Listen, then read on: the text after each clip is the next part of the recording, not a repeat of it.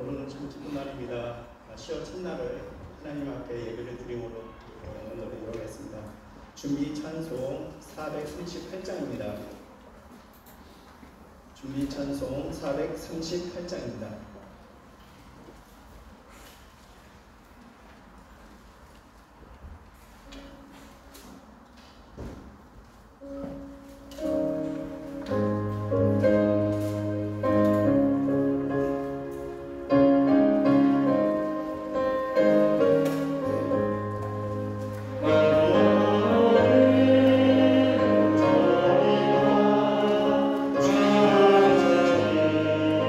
Oh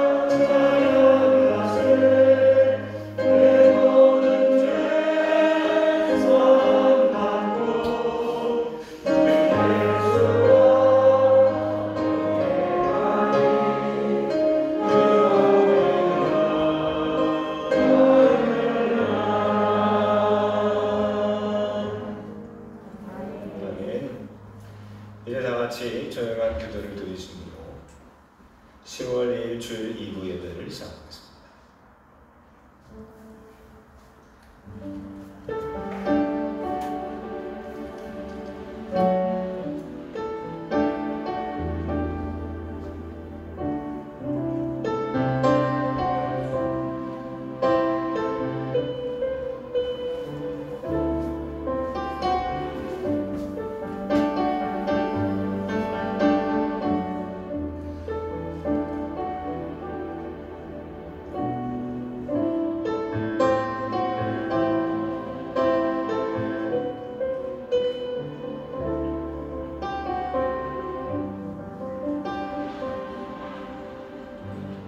내가 산을 향하여 눈을 들리라.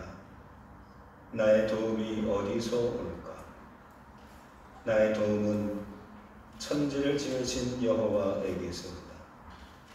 여호와께서 너를 실족하지 않게 하시며 너를 지키시는 이가 졸지 아니하시리로다.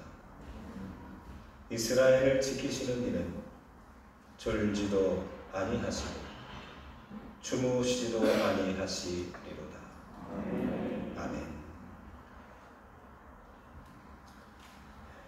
다 함께 일어나셔서 찬송가 271장 찬송합니다.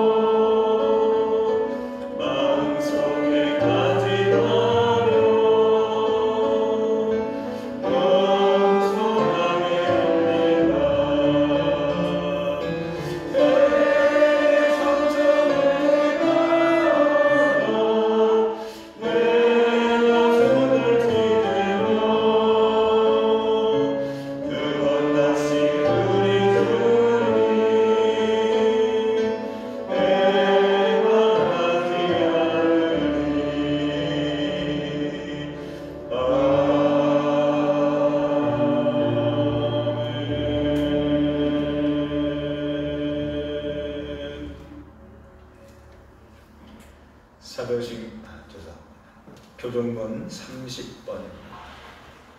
30번 교독합니다.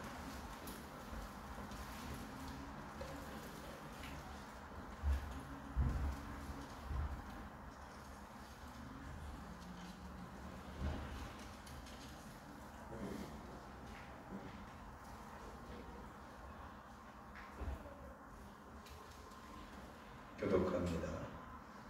하나님은 우리에게 은혜를 베푸사 복을 주시고 그의 얼굴빛을 우리에게 비추사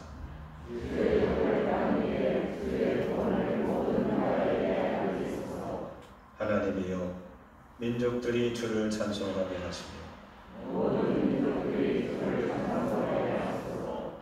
온 백성은 기쁘고 즐겁게 노래할지니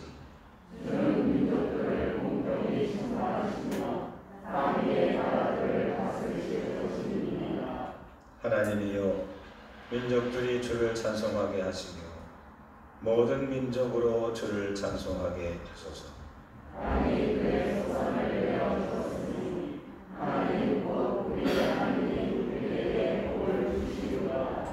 하나님이 우리에게 복을 주시리니 아멘.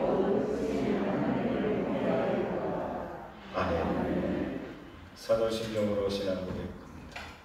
나는 전능하신 아버지 하나님 천지의 창조주를 믿습니다. 나는 그의 유일하신 아들 우리 주 예수 그리스도를 믿습니다. 그는 성령으로 잉태되어 동정녀 마리아에게서 나시고 본디오 빌라도에게 고난을 받아 십자가에 못 박혀 죽으시고 장사된 지 사흘 만에 죽은 자 가운데서 다시 살아나셨으며 하늘에 오르시어 전능하신 아버지 하나님 우편에 앉아 계시다가 거기로부터 살아있는 자와 죽은 자를 심판하러 오십니다.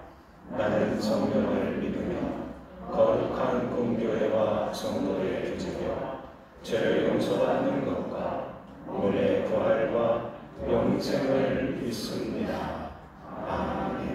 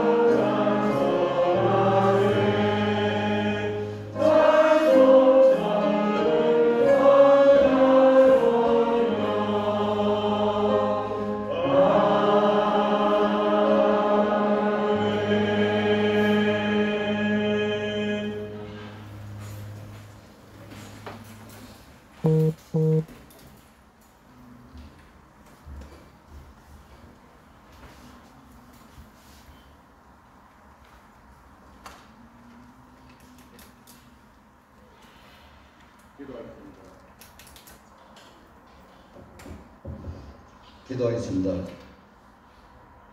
죄 없는 손과 깨끗한 마음을 가진 사람은 헛된 것에 뜻을 두지 않고 거짓 맹세를 하지 않는 사람이다. 그런 사람은 주께서 주시는 복을 받고 그를 구원하신 하나님께로부터 의로움은 인정받을 것이다. 그런 사람은 주님을 찾는 세대에 속한 사람이요 야곱의 하나님의 얼굴을 배우고 나아가는 사람이다. 은혜로우신 하나님, 고난 중에서도 하나님의 사랑과 은혜를 깨닫고 감사하며 저희들을 에워싼 삶의 고통이 어둠으로 돌아가지 않게 지켜주시어 빛의 자녀로서 이 혼탁한 세상을 밝히시어 하나님 영광 가운데 풍성한 열매를 맺는 하루하루가 되게 하여 주시옵소서. 빛으로 오신 하나님, 저희들의 일상이 변화무쌍한 상황 속에서도 영원히 변화되지 않으시는 하나님을 바라보는 은혜와 말씀을 갖게 하여 저희들 주위에 어떤 어려움에도 현실을 잘 극복하는 힘을 주셔서 오직 주님만 바라보고 주 안에서 승리하는 저희들 되게 하여 주시옵소서. 교회를 내 몸과 같이 사랑하시는 주님, 저희 교회를 이곳에 세우시고 기쁠 때나 슬플 때나 언제나 함께 하신 영광을 기억하며 영인도성의 구원의 역사가 이루어지는 복된 교회가 되게 하여 주시옵소서. 병든 자를 고치시는 하나님, 지치고 병드는 이들이 주님의 사랑의 손으로 어루만져 주시어 치유되는 역사가 일어날 수 있도록 주님 함께하여 주시옵소서. 소외되고 보잘것없는 이들을 주님의 은혜로 인도하여 주셔서 이들이 주님을 찾는 놀라운 능력으로 거듭날 수 있도록 주님 함께하여 주시옵소서. 주님의 말씀을 지전하시는 담임 목사님께 성령의 충만함을 주셔서 넓고 높은 달 하늘처럼 은혜가 풍성한 열매가 가득한 이 시간 되게 하여 주시옵소서. 저희들 가정과 일터에도 주님의 말씀으로 인도하여 주시고 항상 기도하는 가정과 직장들 다 되게 하여 주시옵소서. 저희들 교회가 꿈이 있고 소망이 있는 교회가 되기를 원하옵고 우리 주 예수님 이름으로 기도드려옵나이다. 아멘.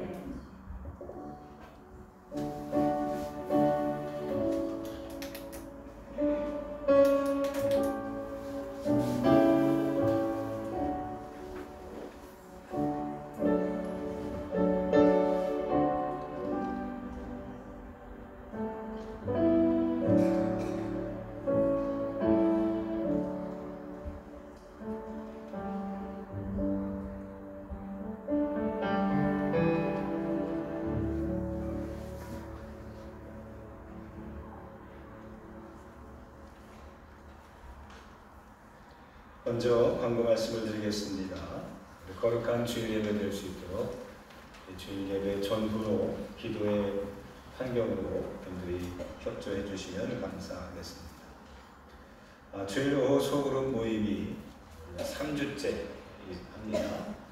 바로 가지 마시고 각 속회나 선교회별로 인도자, 지도자 되시는 분들이 이렇게 안내하면 긴 시간 걸리지 않고요. 15분, 20분 정도 그렇게 걸립니다. 이렇게 안부 나누시고 받은 은혜 나누시고 기도 제목 나누셔서 우리가 이 공예배 때 누리지 못하는 은혜의 시간, 기도의 시간, 만나는 시간을 가졌으면 합니다. 이번 주 수요일에는 우리 용인경찰서 신회 예배를 제가 맡게 됐습니다. 그래서 우리 수요 오전 예배 드리고 같이 가실 분들은 저한테 말씀해 주셔서 인원을 잡아서 같이 간단하게 예배를 드리려고 합니다. 저희들이 경찰서 선교를 하고 있는데 여러 가지 많이 하지도 못하지만 이렇게 섬기고 또 거기에서 신앙생활 하시는 우리 관계되신 분들 계세요. 그분들이 점심시간을 할애해서 12시에서부터 12시 30분 그렇게 간단하게 예배를 드립니다. 그들에게는 자기 자신을 희생해서 예배드리기 쉽지 않거든요. 여러분 선교를 위해서 함께 기도해 주시고 참여해 주시면 감사하겠습니다. 아가페 코랄 연주회 우리 찬양단이 우리 교회와 아주 밀접한 관계를 맺고 있죠. 우리 교회 설립할 때 함께 와서 축하해줬던 그런 단체입니다. 우리 황순옥 장로님 거기서 중요한 멤버로 활동하고 있고 또 이번에 특별히 우리 황순옥 장로님 우리 아들이기도 하고 또 우리 서은광 청년이 B2B죠. 활동을 많이 하고 있는데 와서 같이 협연을 한다고 합니다. 가실 분들은 전화 황순옥 장로님에게 말씀해 주시면 교회에서 표를 다 준비해서 가실 수 있도록 그렇게 하겠습니다. 아마 가시면 정말 은혜스럽고 정말 우리가 우리 수도권 이외의 지역에 살게 되면 이 문화생활을 참 누리지 못하는 게 참 아쉬움이 있는데 이렇게 우리 예수의 전당 경기구죠. 경기 아트센터에서 귀한 시간, 은혜의 시간, 도전의 시간이 될 줄 모르겠습니다. 함께 가셔서 많은 관람과 후원을 부탁드립니다. 모임 안내 오늘 속장 기도회는 없습니다. 주보에는 있는데 오늘 생략하도록 하겠습니다. 목회 계획은 주보를 참조해 주시기 바라고요.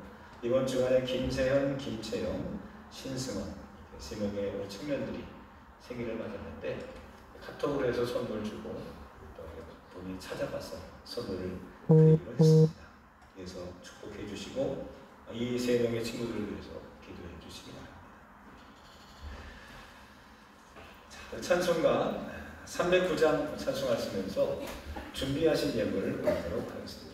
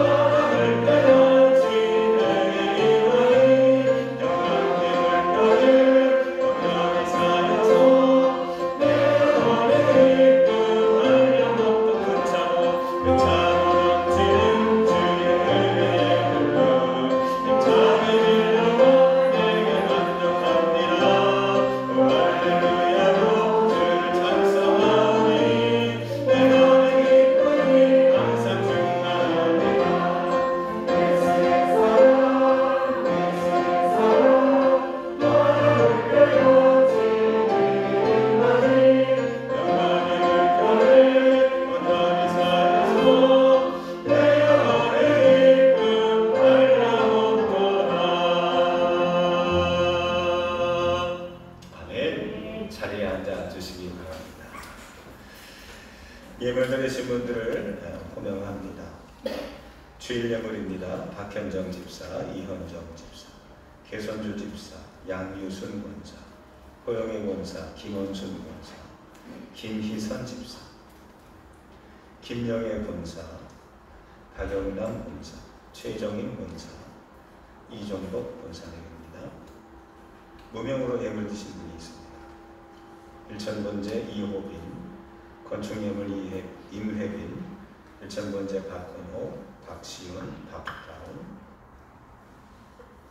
경찰 선교위원회 권사, 송미위원회 권사, 김서한 권사, 목적예물, 심규반, 김정태, 김정헌, 김방장 권사, 이병환 권사, 목적예물 드리셨습니다.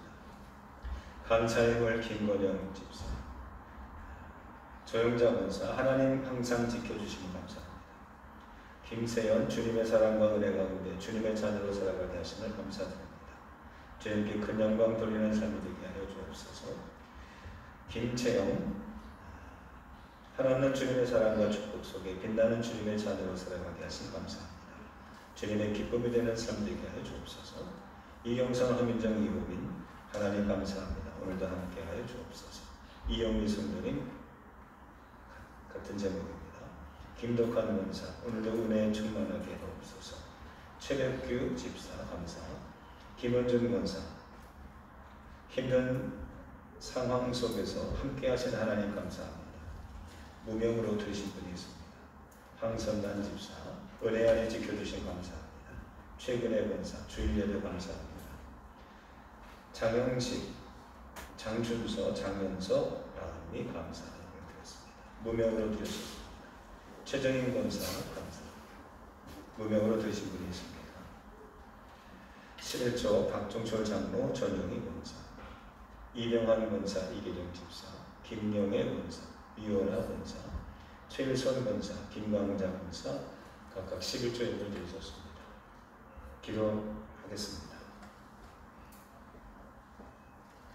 우리가 알지 못하는 부분까지도 세밀하게 살피시고 함께 하셔서 우리에게 닥쳐올 위험을 막아주시고 우리가 이겨나가야 될 그 상황 속에 힘과 능력을 주시고 건전히 승리하게 하시는 하나님 감사합니다.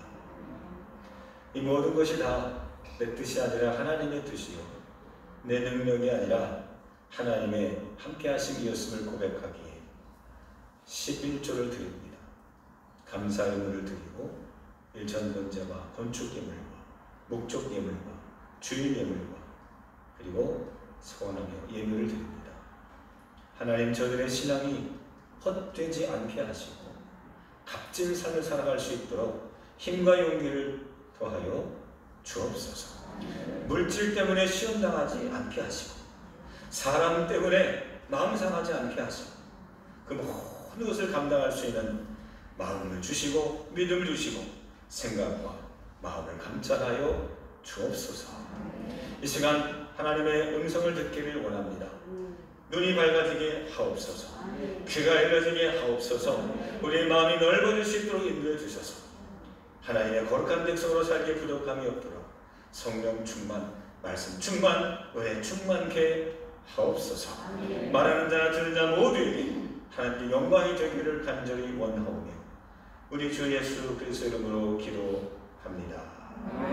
아멘.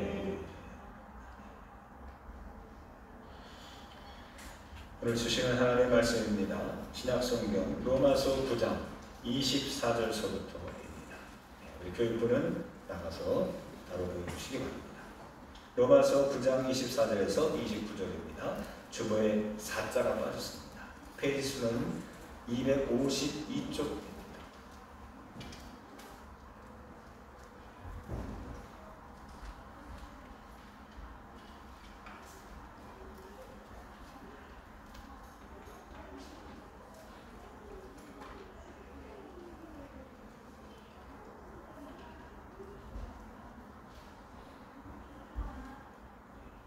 (24절에서 29절) 한 절씩 교독하도록 하겠습니다.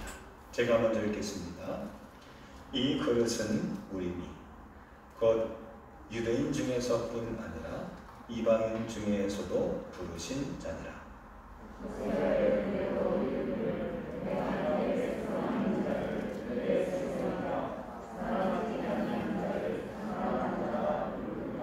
너희는 내 백성이 아니라 한 그곳에서 그들이 살아계신 하나님의 아들이라 일컬음을 받으리라 함과 같으니라.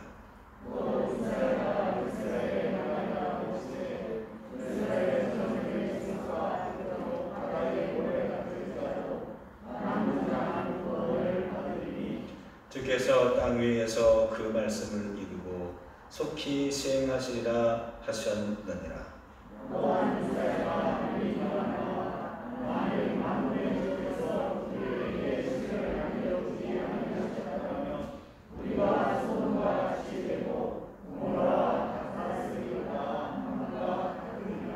아멘. 이번엔 바꿔서 여러분들이 먼저 읽습니다. 시작.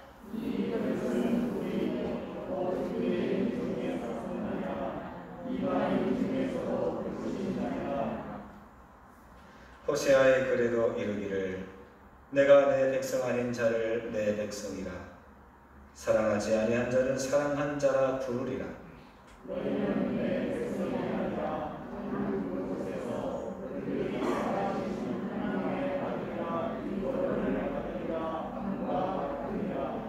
또 이사야가 이스라엘에 관하여 외치되 이스라엘 자손들의 수가 비록 바다의 모래 같을지라도 남은 자만 구원을 받으리니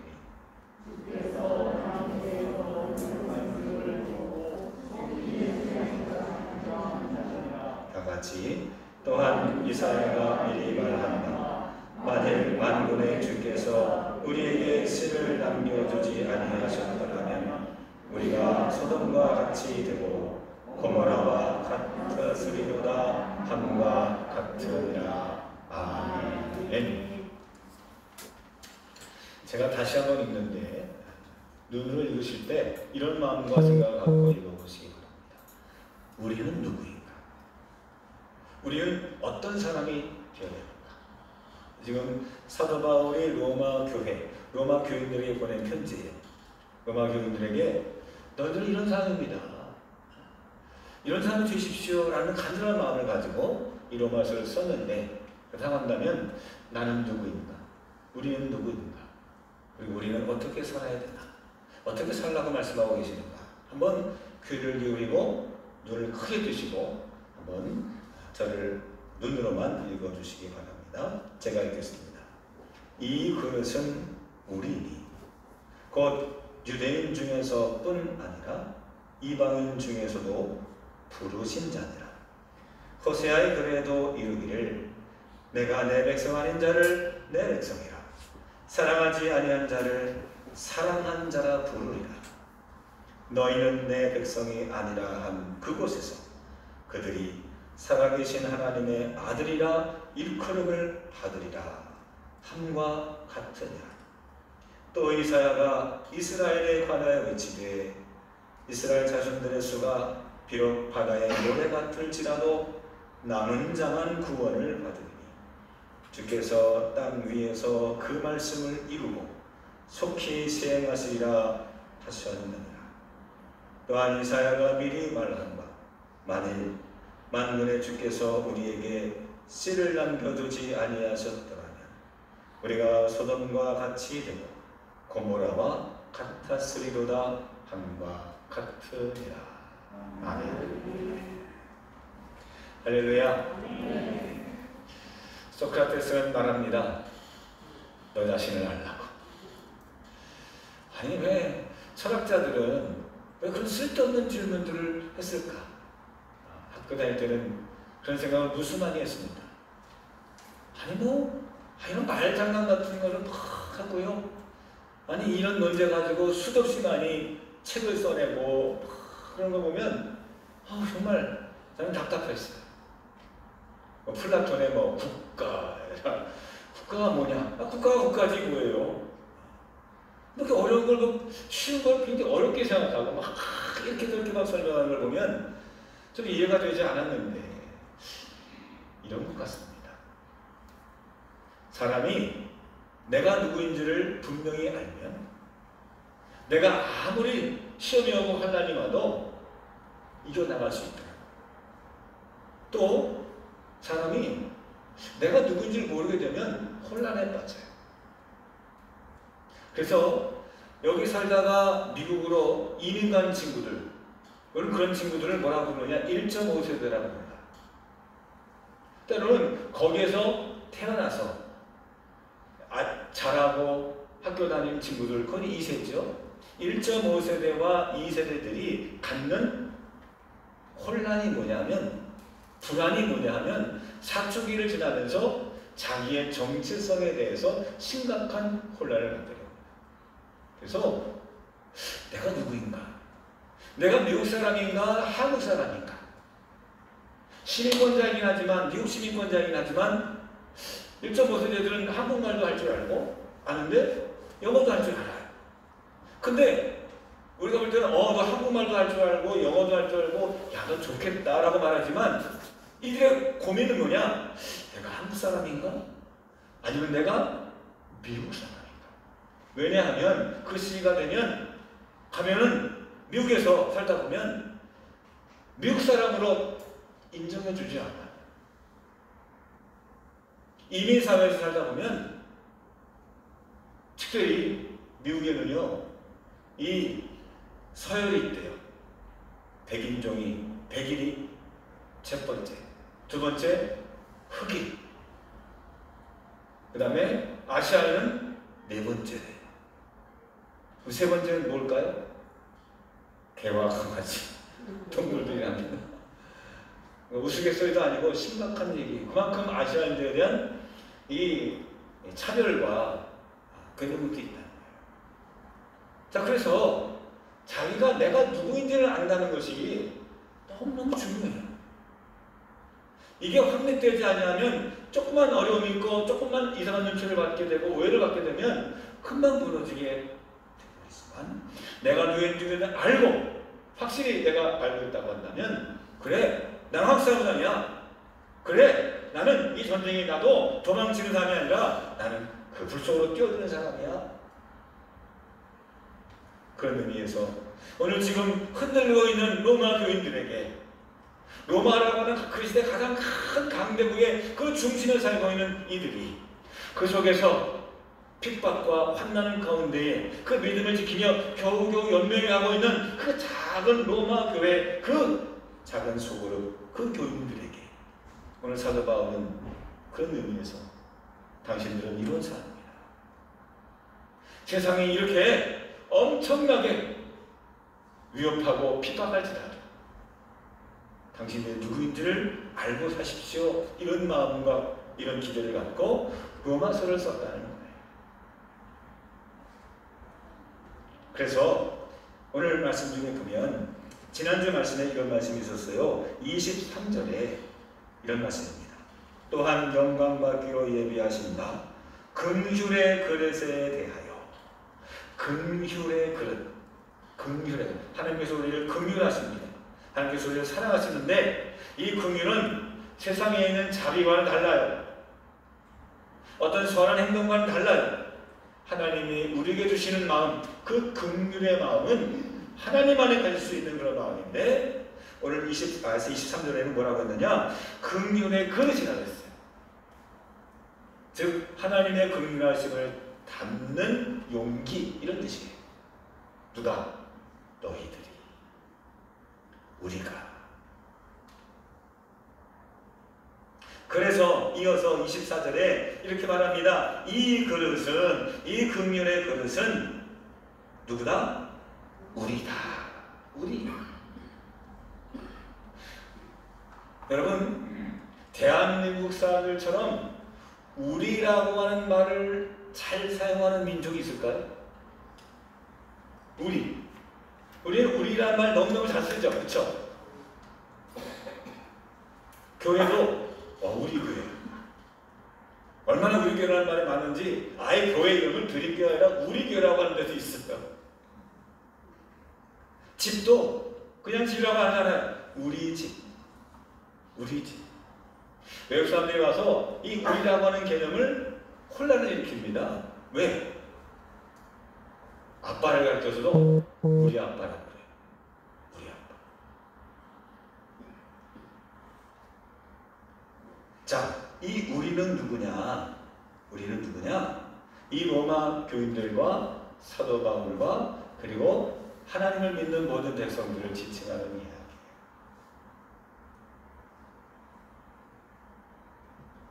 근데 우리가 누구냐? 오늘 24절에서는 이렇게 말합니다. 한번 따라해 봅시다. 부르신 자입니다. 자, 우리는 누구라고요? 부르신 자라는 거예요. 로마 교인들도 나도 이 세상에 예수 그리스도를 통해서 우리가 믿는 하나님의 백성들 모두가 다 우리 모두는 다 하나의 공통점이 있습니다. 로마에 있든지 팔레스틴에 있든지 헬라에 있든지 로마에 있든지 옛날에 살던 삶이든지 지금 살고 있든지 아니면 나중에 우리들의 후손이 있든지 우리 모두가 다 하나의 공통점이 있는데 예수 그리스도를 통해서 하나의 공통점이 있는데 그게 뭐냐? 우리는 다 부르신 자들입니다 라는 거예요. 그 부르셨다는 말은요 헬라어로 칼레오라는 말인데 이게 영어로 콜입니다. 그리고 우리가 교회라고 하는 말도 우리는 교회가 모이는 곳이거든요. 근데 헬라어로는 교회가 에클레시아라는 것인데 이게 뭐냐? 부르심을 받은 사람들이라는 뜻이에요. 즉 부르신 사람들, 부르심을 받은 교회 이 모두가 다 소명받은 사람들이에요. 왜? 소명이 부른 사람이에요. 콜링입니다. 하나님이 부르셔서 우리가 믿는 거예요. 우리가 하나님이 부르셨기 때문에 우리가 이 교회가 된 거예요. 하나님이 부르셔서 우리가 이렇게 예배도 할 수 있는 거예요. 로마서 8장 30절에 보면 동그라미 1번입니다. 한번 읽어보실게요. 어떤 내용이냐? 보통의 평범한 사람들이 어떻게 하나님께 축복해 주시는지 이런 삶이 되고 이런 삶이 되고 이런 삶이 되고 그 과정을 얘기하시는데 한번 읽어볼까요? 또 시작. 또 미리 정하신 그들을 또한 부르시고 부르신 그들을 또한 의롭다 하시고 의롭다 하신 그들을 또한 영화롭게 하셨느니라. 아멘. 그래서 하나님은 세 개의 단계를 거치세요. 첫 번째 한번 따라합시다. 부르시고 의롭다 하시고 영화롭게 하십니다. 이게 믿음으로 하나님의 백성이 되는 단계의 축복인데 제일 먼저가 뭐냐? 부르셔요. 우리는 부르신 사람입니다. 하나님 불렀기 때문에 우리는 이 자리에 있는 거예요. 그렇다고 한다면 이 로마 교인들에게 그리고 오늘 우리들에게 야 너희들은 부르신 자들이야. 너희들은 교회 부르신 사람들이 모이는 곳이야 라고 한다면 우리가 어떻게 살라는 말일까요? 우리가 소명받은 사람으로서 우리는 어떻게 살아야 될까요? 소명이라고 해서 꼭 목회자만이 소명받는 것이 아니라 그리스도인으로 소명받은 사람들, 하나님의 백성으로 살라고 하나님께서 부르심을 받은 이 사람들이 어떻게 살라는 말입니까? 첫 번째 한번 따라해 봅시다. 첫 번째 제목인데요. 저를 따라해 보세요. 제한하지 말고 초월하라. 그렇습니다. 이상하게 말이죠. 선택받은 사람들, 택함을 받은 사람들이 시간이 지나가면 어떻게 변하느냐? 특권의식을 갖게 되고 특권의식을 갖게 되면 마음이 굳어져서 다른 사람들을 구별하게 되고 배척하게 되더라고요. 하나님께서 택하셔서 유대인들을 하나님의 백성으로 삼으셨어요. 그래서 구약에 보면 우리는 택함받은 백성입니다 라고 하는 이 자긍심이 얼마나 대단한지 몰라요. 그래서 이 사실이 때로는 어려울 때에 나라가 위기를 얻었을 때에 이걸 이겨나갈 수 있는 큰 힘이 됐습니다. 하나님은 우리를 택하셨어. 하나님 우리와 함께 하셔. 너희는 아니야. 이 특권의식, 우리는 선민의식이라고 해요. 선민이란 택함, 선택된 백성이라는 뜻입니다. 그런데 시간이 지나가면서 사람들이 세상적인 생각을 갖게 돼요. 내가 누리는 것을 다른 사람이 누리게 되는 것에 대해서 굉장히 부담을 가져요. 때로는 싫어해요.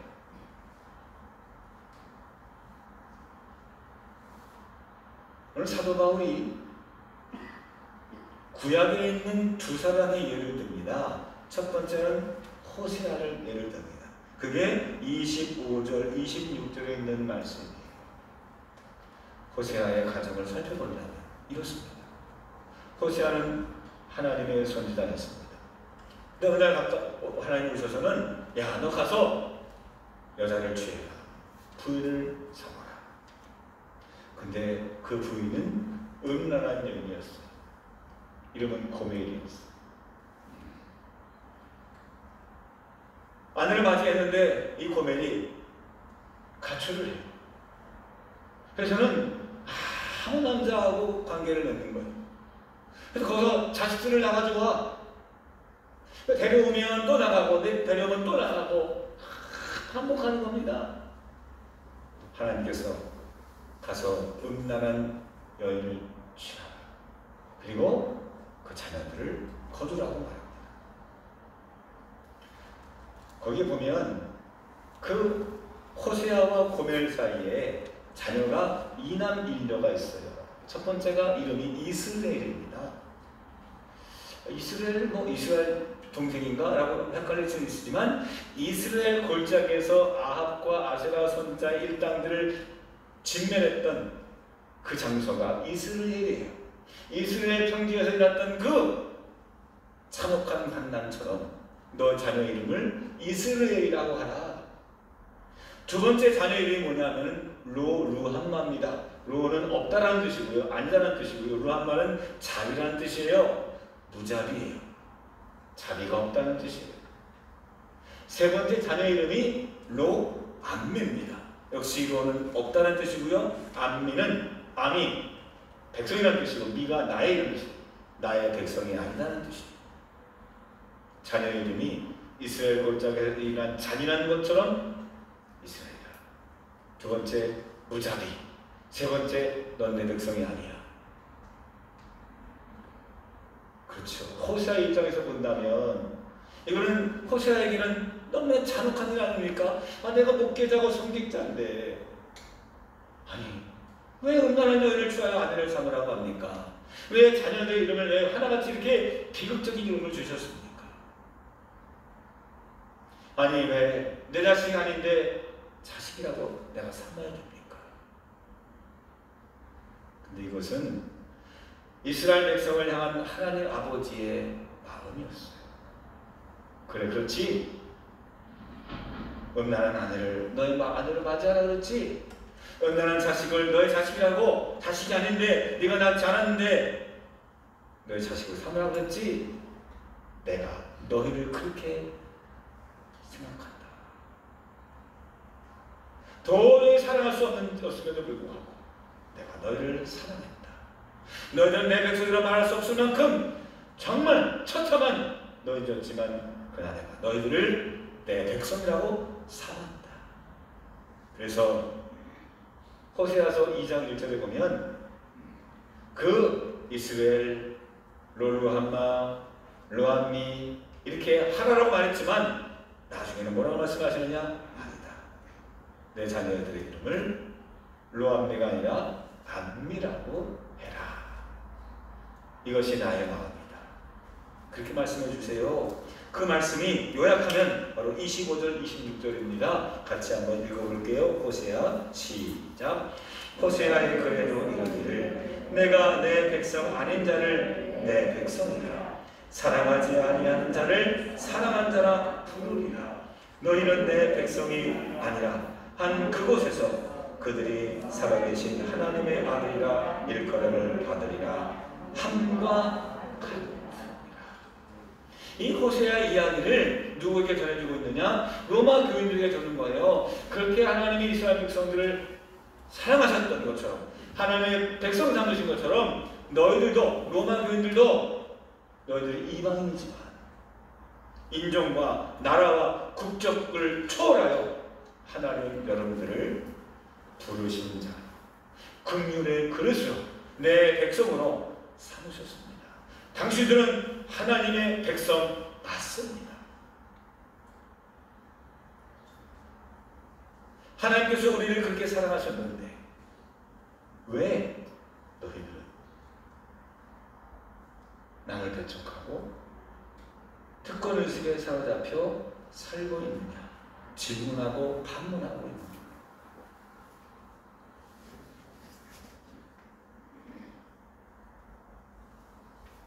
사랑하는 성도 여러분, 부르신 자들이 어떻게 살아야 될까요? 그렇습니다. 인종으로, 법으로 제한하지 말고 그것을 초월하여 사는 것이 하나님께서 이 땅에 예수 그리스도를 보내어 주시고 하나님은 나를 만들어가는 그 목적 아닌가. 예수님께서는 유대인이 아니라 유대인을 포함한 모든 사람, 이방인까지 복음을 전하셨습니다. 유대인들은 늘 사마리아 사람들을 가립니다. 저 두루와 시돈에 있는 이방 민족들을 아예 개처럼 여깁니다. 그런데 예수님은 사마리아 사람까지도, 갈릴리에 있는 그 가난한 사람들까지도, 아니 그 넘어서 두루와 시돈 지역까지 예수님은 그곳까지 가셔서 거기서 수로보니게의 그 가난한 여인까지, 그의 딸까지 그의 귀신 들린 것을 고쳐주시며 그들을 품어주시지 않았습니까?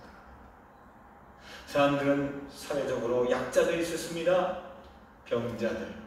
이 병자들은 다 무슨 자기 자신의 죄 때문에 하나님의 저주를 받아 그 불치의 병을 얻었다고 믿어왔습니다. 그래서 안진병이들, 중풍병자들 다 그 눈으로 바라봤어요. 근데 예수님은 그들 한 사람 한 사람 만나주시고 고쳐주시지 않았습니까? 다른 사람들에게 지탄의 대상이었던 삭개오, 세리장, 남의 세금을 핏바라먹는 사람이라는 그 많은 사람들의 울분에 섰던 그 직업의 종사도 주님은 그 집에 찾아가셔서 그들과 함께 식사를 나누시고 너도 아브라함의 자손이라고 분명하게 칭찬해 주시고 그 사람이 누구인지를, 하나님의 자녀인지를 깨닫게 해주시지 않았습니까? 사랑하는 성도 여러분, 그렇습니다.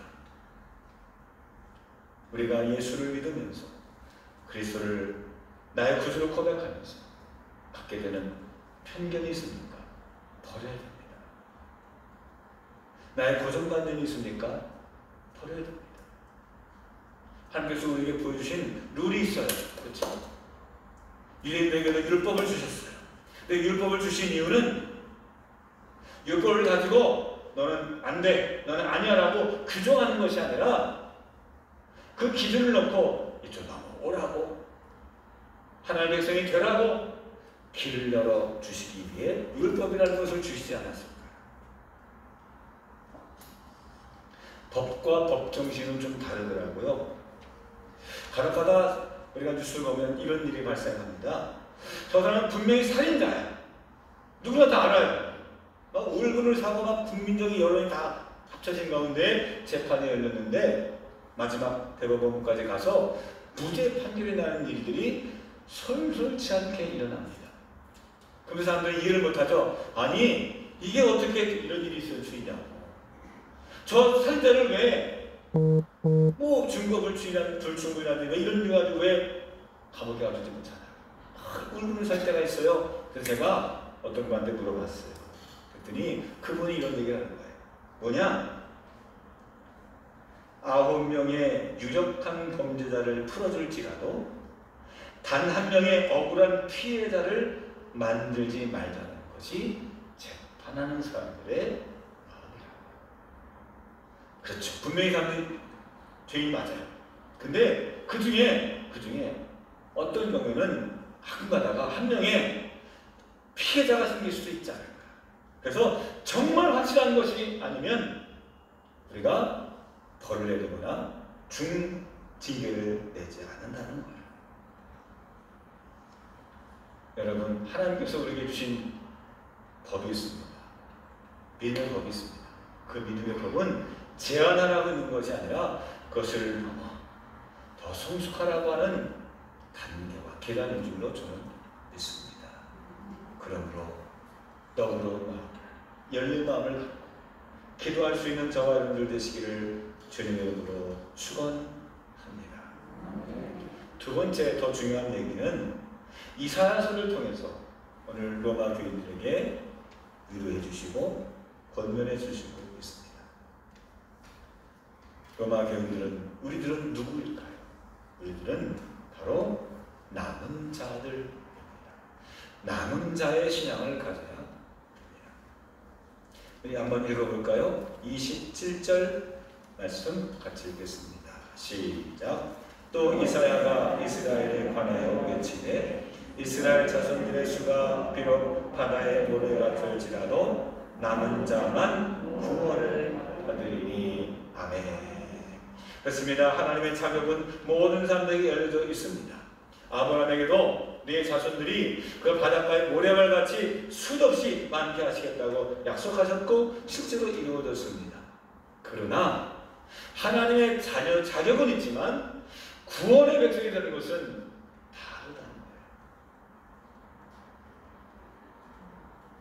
하나님께서 반복된 죄악으로 말미암아 심판을 통해 남은 자를 하나님께서 만드시고 있다는 사실입니다. 우리가 수요 예배 때마다 예수님을 만난 사람들에 대한 쭉 우리가 시리즈를 해가고 있어요. 근데 예수를 만나는 사람마다 그보다 훨씬 더 많이 있습니다. 하지만 예수님을 만난 사람들은 많이 있지만 그 예수님을 만나고 하나님의 자녀로 나아가는 사람들은 사실 그렇게 많지 않다는 것이죠.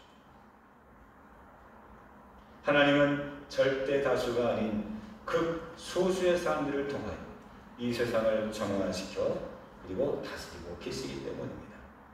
동그라미 4번 말씀에 이런 말씀이 있습니다. 한번 읽어볼까요? 마태복음 22장 14절입니다. 시작. 청함을 받은 자는 많되 택함을 입은 자는 적으니라.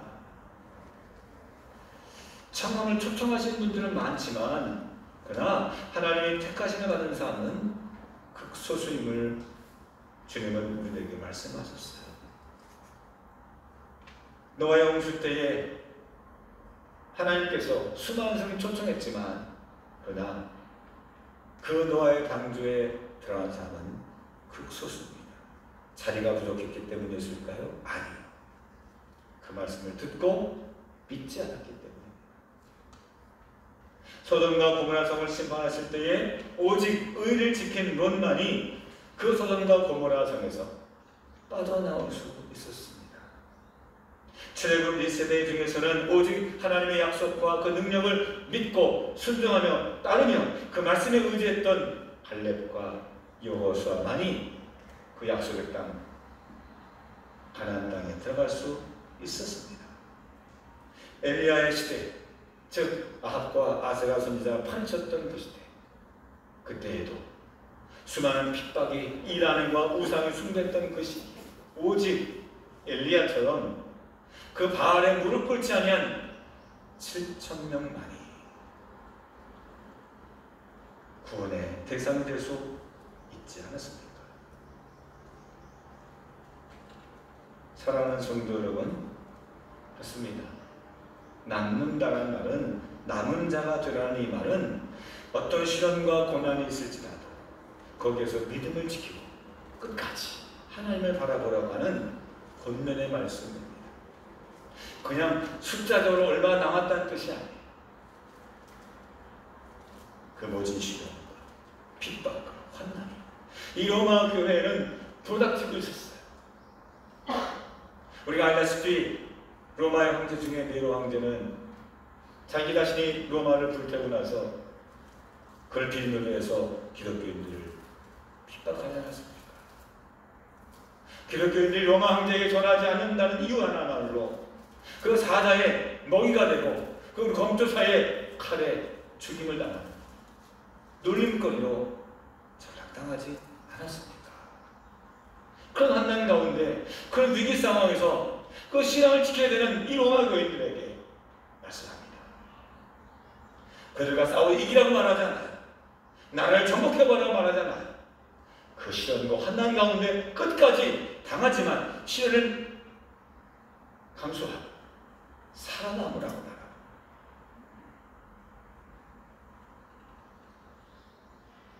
남는다는 것은 결코 쉽지 않습니다.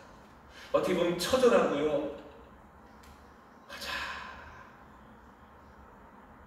위태로울 수도 있어요.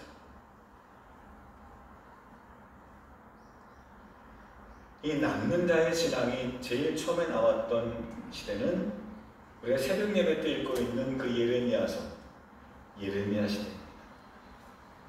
예레미야는 남주다마저 바벨론에게 철저히 유린당하고 멸망하는 그 과정을 지켜보고 그리고 그 사실을 전했던 선지자가 예레미야입니다. 예레미야 자신도 감옥에 갇히고 맞아 죽을 뻔하기도 하고 애굽으로 도망쳐 살아야 될 만큼 환난이 많았던 눈물의 선지자였습니다. 네, 그 예레미야 선지자가 끝까지 외쳤던 그 믿음의 모습이 바로 남은 자 신앙이었어요. 나라가 멸망합니다. 백성들이 뿔뿔 흩어집니다. 철저하게 이스라엘 땅은 황무지가 되어버립니다. 마치 큰 나무가 있는데 가지만 여기저기 가지치기만 당하는 것이 아니라 심지어 그 기둥조차도 싹둑 베어져 버려요. 모든 열매 맺는 것도 그치고 가지도 말라 죽고 다 뿌리채 뽑아버리는 그런 시기이고 마지막 한 줄기 남아있는 그 구루터기처럼 너희들은 믿음의 하나님의 구루터기 갇히더라. 그렇게 권면하죠. 그게 남은 자 신앙이에요. 바벨론 포로를 끌려가게 됩니다. 거기서 어떤 사람들은 거기에 동화되고 바벨론 사람 되고 거기에서 그냥 남는 사람들이 있었습니다. 하지만 여기서 끝까지 70년을 지키고 다시 예루살렘 땅에 돌아와서 황무지된 곳에서 다시 재건하려고 했던 그 사람들, 그들의 마음속에는 남은 자의 신앙, 그리스도의 신앙이 있었다는 이야기입니다. 신앙을 갖는 것보다 더 중요한 것이 있습니다. 그 신앙을 지키는 것.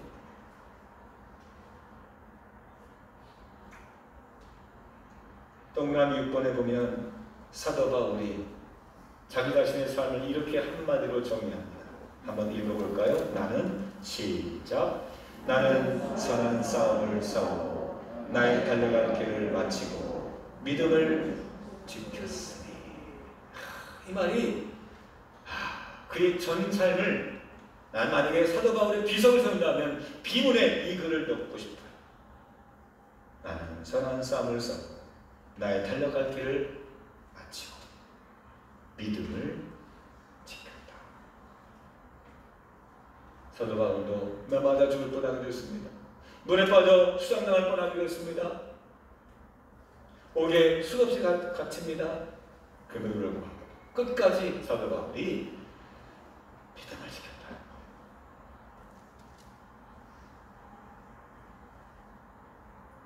사랑하는 성도 여러분, 전 여러분들이 남은 자의 신앙을 끝까지 그 믿음이 살아남게 되기를 전 주님의 이름으로 축원합니다.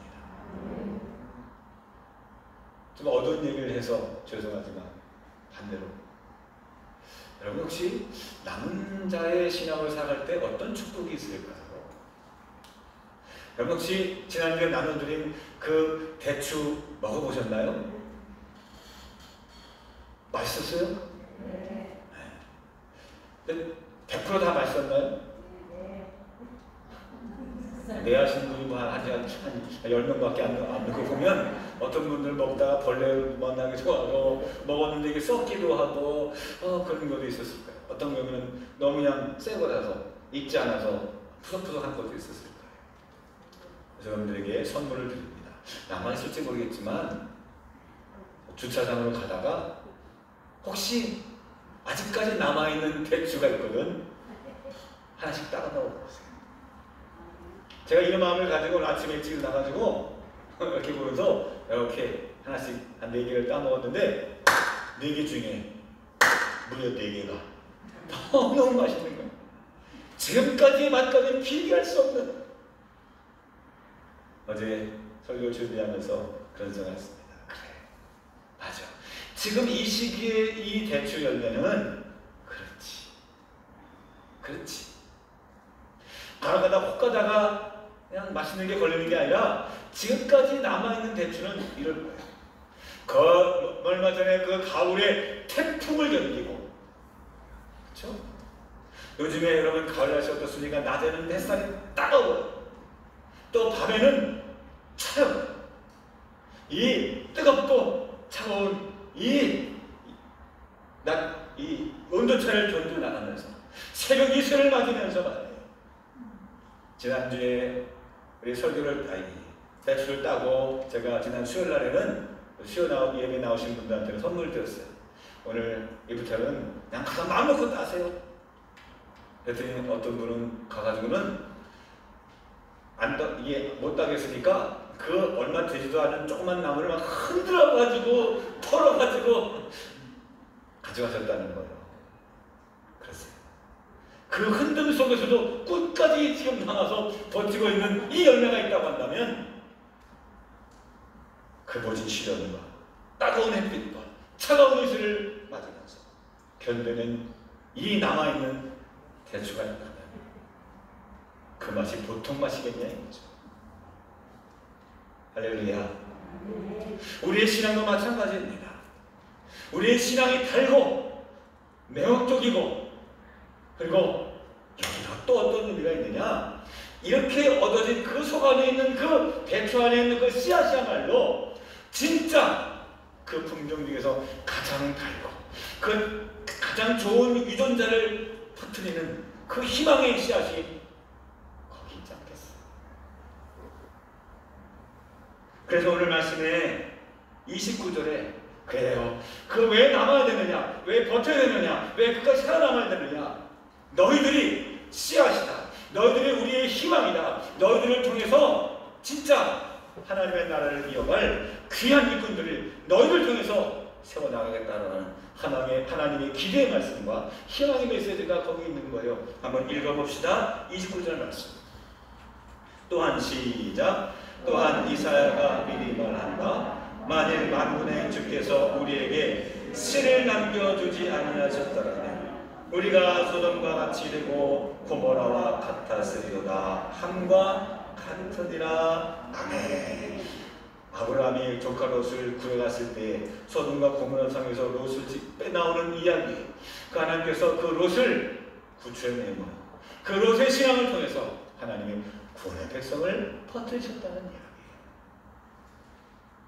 하나님께서 왜 물로 심판하셨습니까? 왜 쓸어버리셨습니까?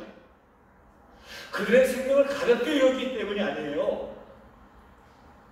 그 중에서 정말 믿음의 좋은 씨앗들을 삼으셔서 그래 너의 가족들이 새로운 세상에 새로운 씨앗을 뱉으릴 새로운 하나님의 백성을 만들기 위한 그 마음과 기대감을 갖고 애석하지만 물론 심판하셨다는 거죠.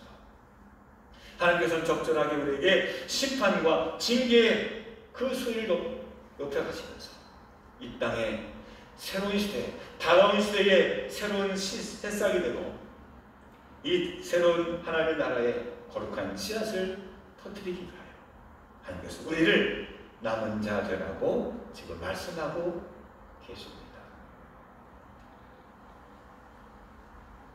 이제 말씀을 정리합니다. 하나님은 오늘도 여러분들을 기대하고 계십니다.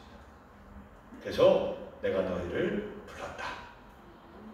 그리고 너희들 끝까지 남으라. 그리고 너희들이 거룩한 나의 씨앗이다. 오늘 저발들이 그 부름에 합당한 삶을 살게 되기를 주님의 이름으로 축원합니다. 기도하겠습니다. 하나님 아버지, 저희들이 세상에 연연하지 않고 세상을 올바른 길로 인도해 나갈 수 있는 하나님의 거룩한 참다운 백성 될 수 있도록 인도해 주옵소서. 때로는 심각한 위기가 찾아와서 우리가 다 손 놓고 싶을 때도 없지 않아 있지만 그 순간순간마다 끝까지 견디며 남는 자가 되게 하여 주셔서 저희들을 통해서 새로운 시대에 거룩한 하나님의 나라가 세워지는데 일조할 수 있도록 주여 인도해 주옵소서. 포기하지 않게 하시고 끝까지 견딜 수 있도록 사도 바울처럼 믿음을 지키는 자가 되게 하옵소서. 예수님 이름으로 기도합니다. 아멘.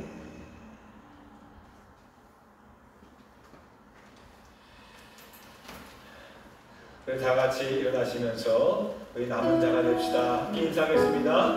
우리 남은 자가 됩시다. 우리 남은 자가 됩시다. 우리 남은 자의 신앙을 삽시다. 할렐루야. 감사합니다.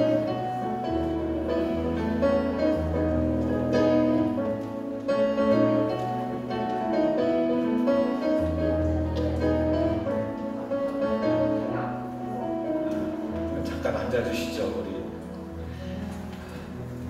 제가 설교의 말씀이 너무 열중하다 보니까 오늘 말씀 특성이 있었는데 다름 아니라 우리 세 가족 분들이 특성을 준비했는데 그걸 제가 순서를 잊어버렸습니다. 우리 지금 마지막 함께 찬양하고 축도하고 예배를 마치고 하겠습니다. 김종화 성도님, 최근혜 권사님, 황선란 집사님, 선교부 담당하고 있는 윤규주 권사님 같이 찬양하도록 하겠습니다.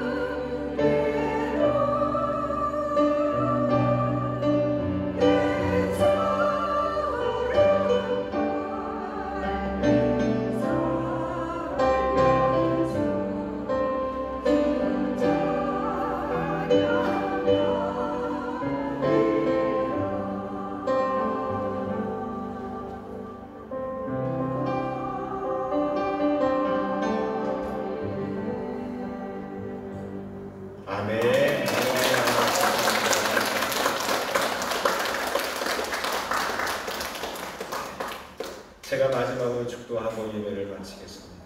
하나님, 이 시간 예배하게 하시니 감사합니다.